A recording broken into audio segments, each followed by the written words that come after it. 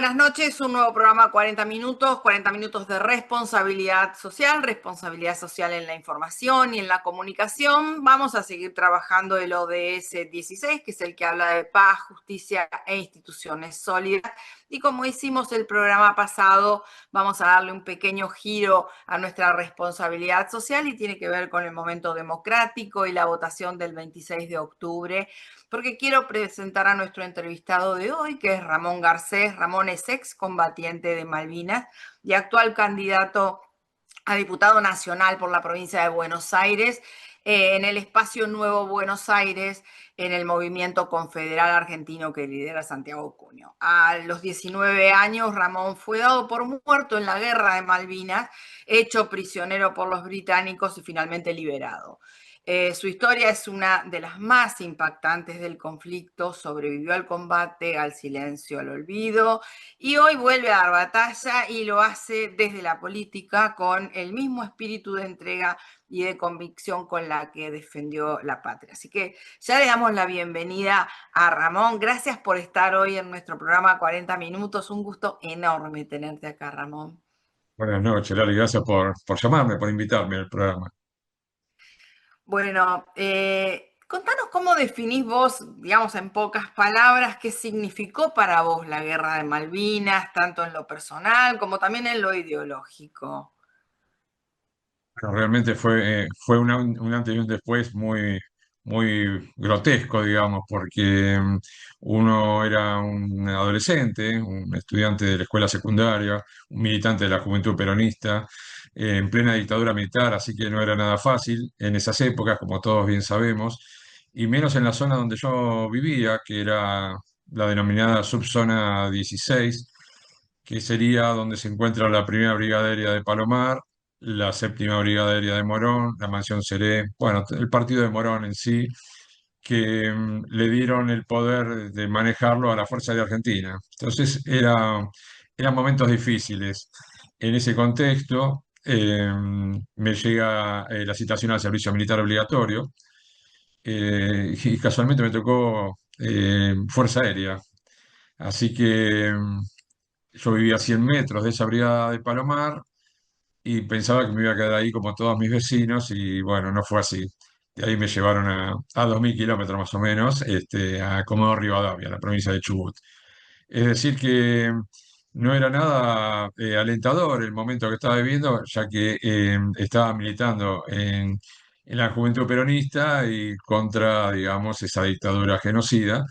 Y de repente me encontraba vistiendo las ropas verdes militares, así que fue muy difícil para mí. Y seguramente sin formación ninguna, Ramón, ¿no? ¿Qué fuiste de Comodoro a Gallegos y de Gallegos a Malvinas? ¿Y cuándo te entrenaron? O contanos un poco ese momento. Bueno, realmente fui directamente a Comodoro Rivadavia y ese lugar, que era la novena Brigada Aérea, ofició como puente a Malvinas, el principal puente a Malvinas. Bien. Y yo llegué el 11 de enero del año 82 y ya el 13 de abril ya estaba pisando suelo malvinense. No hubo instrucción, a mí me tocó estar en un grupo de artillería antiaérea y bueno, tuve dos clases de instrucción en un pizarrón y así me enviaron a las islas junto a los cañones y en unos aviones Hércules se llaman. Así que no fui instruido, me enviaron. Todavía tenía 18 años en ese momento, así que, porque después cumplí 19 años en Malvinas el 13 de mayo. No era muy agradable saber que uno iba a una guerra sin instrucción y siendo tan jovencito, que días anteriores estaba estudiando, estaba jugando al voleibol, estaba con mis amigos y de repente estar esperando una guerra, pero al principio no daba esa sensación. Después sí. Claro. Claro que sí. Y en esos momentos, en esos días, ¿qué es lo que con más claridad recordás? ¿Qué es lo que de última te dejó como marcado? Bueno, de hecho fue que el que nos dio las dos clases de instrucción en un pizarrón, él partió a Malvinas unos días antes con otro grupo que no tenía nada que ver con artillería y nos encontramos ahí en lo que en ese momento se llamaba Puerto Rivero. Después le pusieron Puerto Argentino. Pero en ese momento nosotros escribimos, nos permitieron escribir dos cartas y nos dijeron que estábamos, que teníamos que poner que era Puerto Rivero. Eh, Nos trasladaron después de 6 días de estar trabajando ahí, nos trasladaron a un lugar que se llama, que es la zona de Darwin y Goose Green, o Pradera del Ganso, como también le dicen. Y en esa, antes de subir a los helicópteros Chinook, que son unos helicópteros muy grandes con doble hélice, que llevaba colgado el cañón, una carga externa, los cañones antiaéreos, ese teniente nos vino a despedir y a decir que nosotros éramos carne de cañón. Así que con con ese aliento nos despidió para ese lugar. Entonces ahí uno empezó a pensar, digo, bueno, ¿a dónde nos envían? No teníamos idea, que era unos 90 kilómetros al sur. Y casualmente es donde se encuentra hoy día el cementerio argentino, nuestras Islas Malvinas. Así que una vez llegado ahí, en los preparativos, estuvimos unos días hasta que lamentablemente tuvimos el primer ataque aéreo británico, que fue el día 1 de mayo, y atacaron una zona donde estaban los aviones Pucará y mi cañón estaba justo atrás de esos aviones, así que toda esa zona fue explotada, literalmente, eh, donde todos hemos volado por el aire con la onda expansiva de las bombas. eh, bueno, yo caí desmayado, volé como unos 8 metros y caí junto a unos suboficiales que lamentablemente fallecieron. 7 suboficiales fallecieron y yo estaba desmayado, así que después me reincorporé y empecé a colaborar con mis compañeros que estaban heridos y bueno, y demás cosas que eran terribles. Pero yo lo que no sabía que me habían colocado en la lista de los caídos en combate, de los muertos. Eso me enteré unos días después. Ese fue uno de los primeros casos muy fuertes que me tocó vivir, el 1 de mayo. Terrible, terrible. Y me imagino que superar un trauma como ese, más porque vos tuviste la experiencia también de derribar un avión británico, ¿cierto? Digamos que era como altibajos, te dan por muerto, de golpe, bueno, tenés este incidente, un montón de compañeros muertos y heridos, volver de la guerra, o sea, contanos un poco esa historia también que te tocó vivir de derribar un avión británico, que por suerte después te enteraste que el piloto no había muerto, y volver a retomar tu vida ya en continente, ya después de la guerra, con muchos compañeros, digamos, en peor situación de contención que la tuya, ¿no? Contanos un poco de esa parte traumática. Sí, bueno, el transcurso de la guerra para nosotros fue muy traumática porque estábamos muy cerquita del lugar donde desembarcaron los británicos y bueno, nos atacaban no solamente con los aviones, sino desde fragata misilística y después vinieron los paracaidistas que le llamaban, que eran los combatientes británicos. Eh, Ahí se fue cercando todo, se fue cerrando, nos fueron encerrando. Teníamos atrás el mar, así que no teníamos muchas escapatorias y teníamos una zona de campos minados. Así que esos últimos días fueron muy traumáticos, donde me tocó no solamente derribar un avión británico, el- que finalmente fue el mejor piloto que tenían las fuerzas enemigas, y que por suerte 30 años después me enteré que estaba vivo. Pero después lo más traumático también fue disparar con un cañón al cuerpo, ¿no? Eso es muy, yo creo que muchos no lo pudieron soportar y por eso hubo tanta cantidad de suicidios, ¿no? O hasta el día de hoy hay más de 1.000 suicidios de veteranos de Malvinas. Pero transcurrido esa parte, que nos tomaron prisioneros el 29 de mayo, nos tuvieron una semana en unos galpones de esquila de oveja, ahí en Goose Green. Después nos trasladaron a un campo de concentración a cielo abierto en San Carlos, que es donde ellos desembarcaron. Y, y luego nos embarcaron a un barco muy enorme, británico, y nos llevaron hasta Montevideo, 5 días de navegación. Bueno, volvimos a la Argentina, ahí sí, volvimos a la Argentina porque estamos en Uruguay el 13 de junio y el 14 de junio terminó la guerra. Que pensábamos que terminaba todo y no fue así porque, bueno, después de pasar por los servicios de inteligencia de la Fuerza Aérea crueles, en donde nos amenazaban, nos atendían con armas en las mesas, en los escritorios, y particularmente a mí es como que me conocían, me decían que yo no podía hablar, y yo, digo, ¿cómo no voy a poder hablar de lo que viví?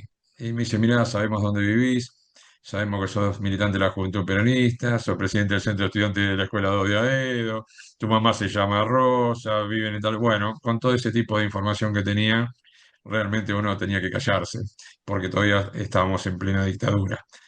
Así Ujú. que seguí haciendo el servicio militar, no nos dieron de la baja hasta el 1 de noviembre de ese mismo año, donde yo intentaba pedir autorización para ir a estudiar, terminar el secundario en una escuela que se llama Perito Moreno, en Comodoro Rivadavia, porque como no me dejaban ir, por lo menos quería estudiar, Claro, y eso que había claro. llegado demacrado, con 14 15 kilos de menos, y busqué un trabajo, yo soy entrenador de voleibol, así que empecé a dirigir vóley en dos lugares, eh, ahí en Comodoro Rivadavia, mientras iba a estudiar a la noche.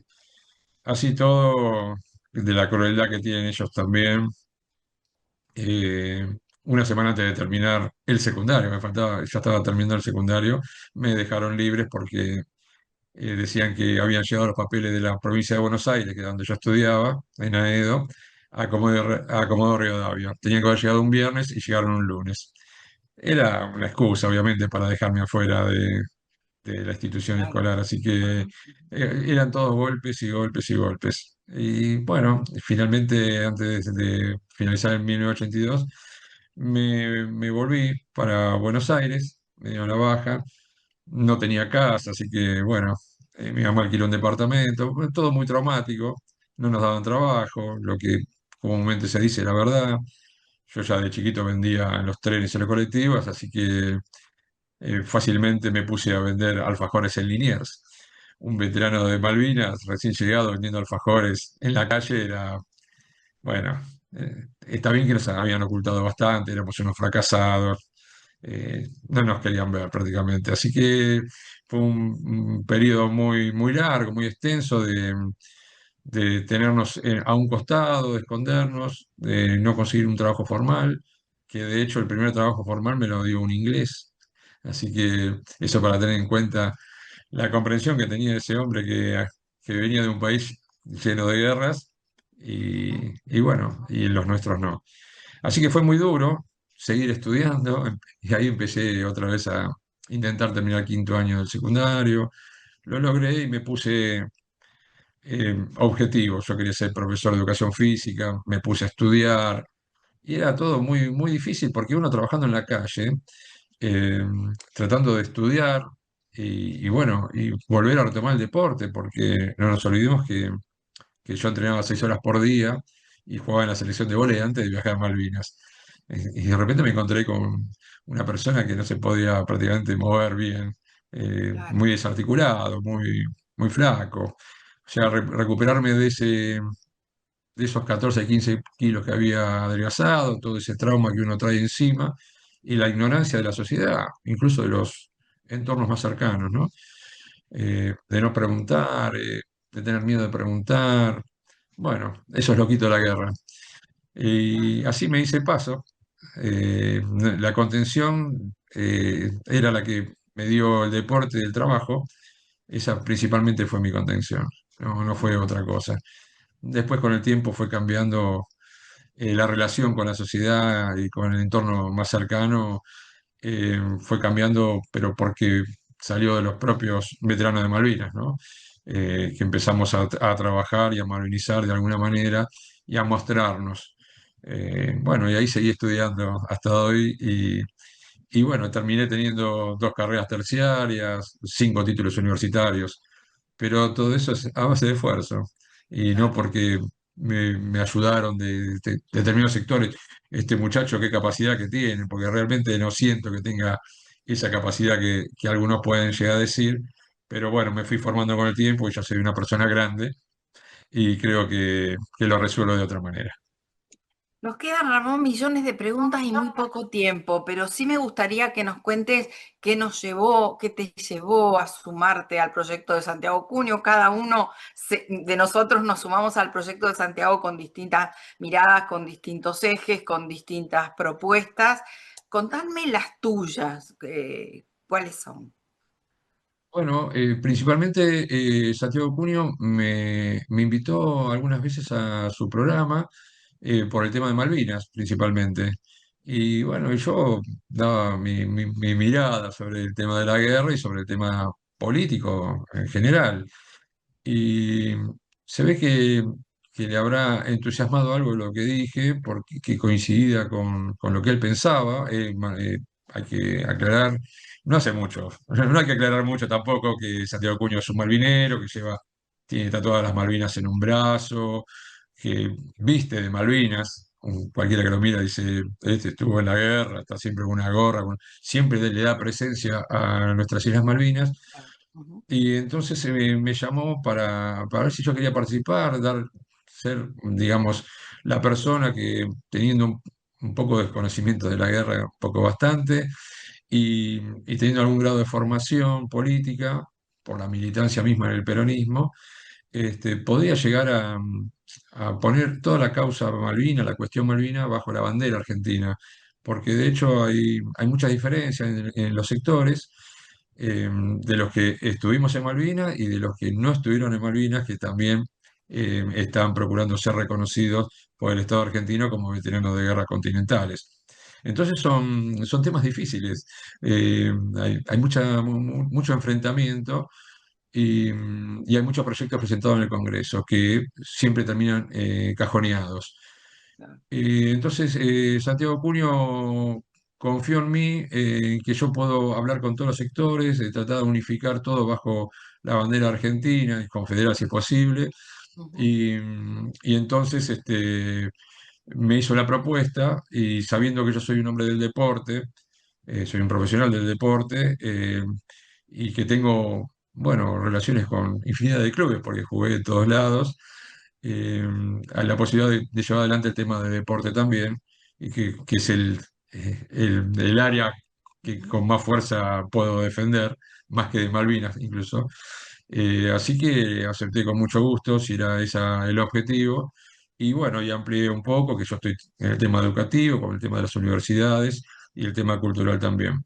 Así Ujú. que dice, bueno, eso me encanta, cómo poder fusionar el deporte, la educación y la cultura, que con eso vengo trabajando hace muchísimo tiempo, con digamos, una asociación civil que tengo que se llama MODECU, que es el Movimiento Deportivo, Educativo y Cultural, Ujú. y con eso estoy trabajando desde la década, principio de los 90 por ahí, 92 creo. Así que yo creo que es una buena fusión para ir, es más, estoy trabajando en los clubes, clubes de barrio, clubes grandes, así que estoy haciendo una buena movida para que nos apoyen, que tenemos buenos proyectos de deportes, de educación también, y bueno, y de cultura tenemos en la lista, tenemos un montón de referentes como Larry de Klein, como bueno, Ujú. como Ximena Rigel y el Flaco Varela, obviamente, pero yo creo que puedo dar un buen aporte, también puedo ayudar, al mismo tiempo que con tercera edad, con el cual trabajé Ujú. mucho tiempo. Así que con el compañero Burgos, que está trabajando intensamente el tema de tercera edad, puedo también colaborar.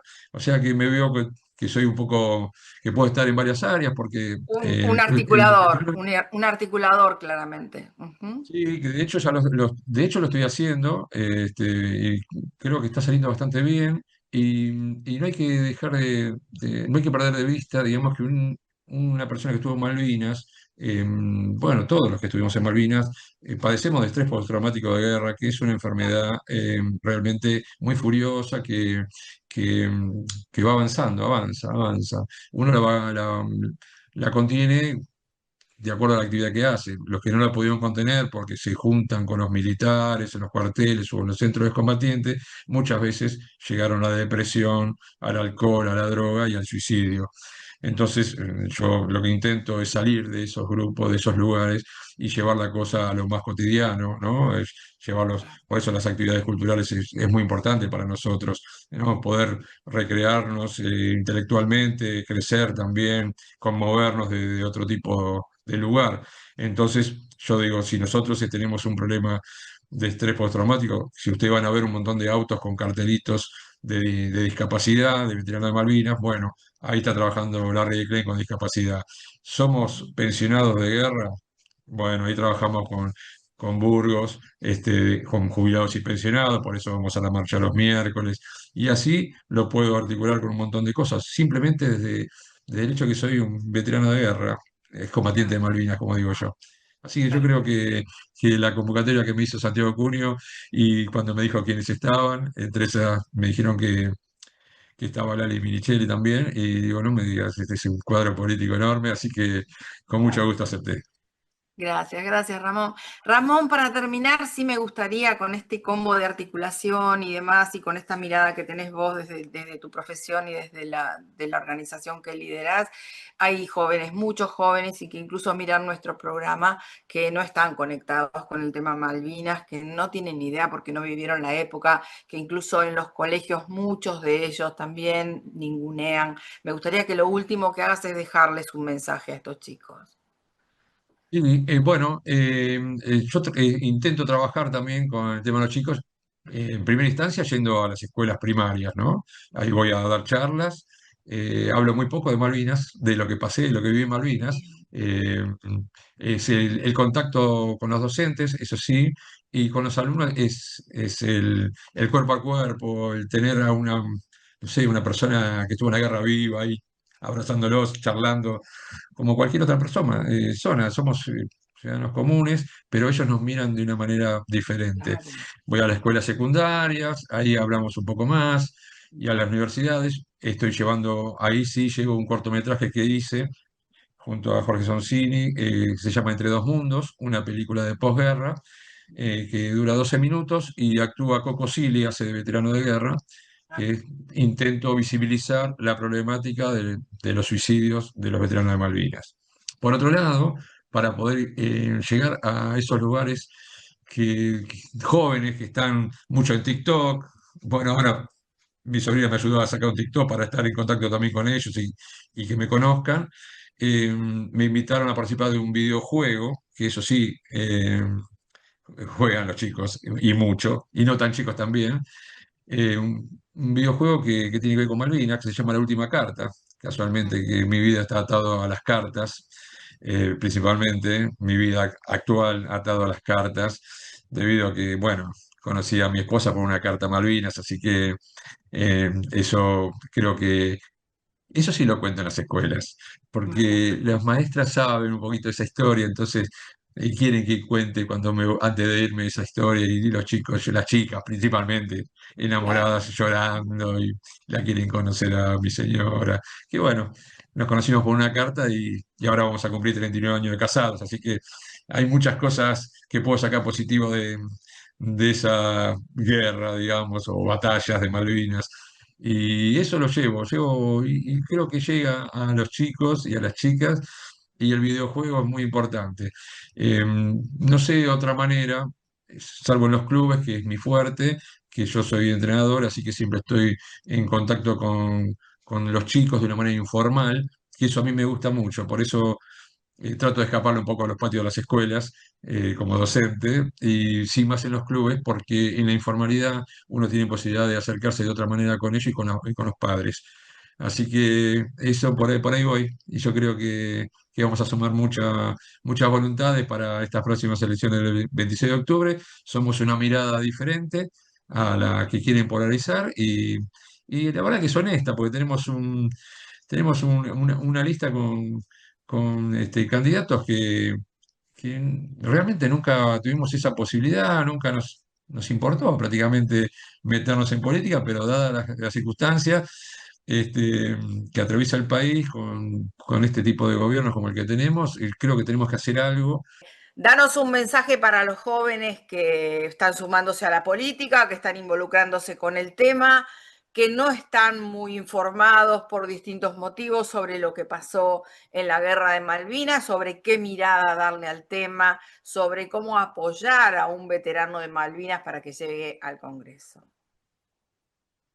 Bueno, yo generalmente cuando me encuentro con jóvenes, les digo que yo los veo un poco como desanimados, realmente, como que no tienen en las casas, en las familias, bueno, no hablan de política, o si hablan de política sabemos según el sector dónde está, si son trabajadores o no. Bueno. Eh, y entonces es como que se desprenden de eso, no quieren saber nada, y yo eh, trato de explicarles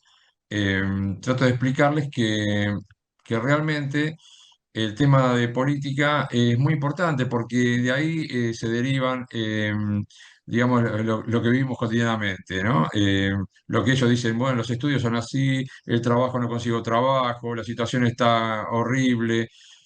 Bueno, pero todo eso es por política, siempre es por política.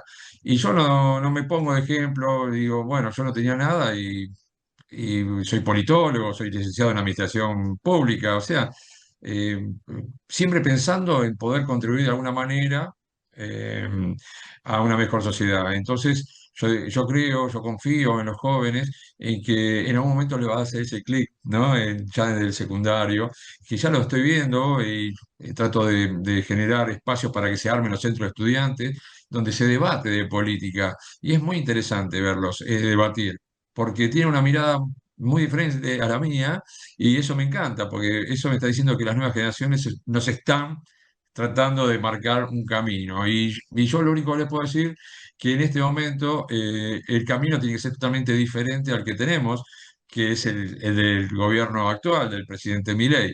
Y entonces dice, pero ¿qué camino hay? Entonces, si no es una cosa, la otra. Digo, bueno, el camino es el camino de Santiago de Junio, que, como bien dice él, somos la tercera posición.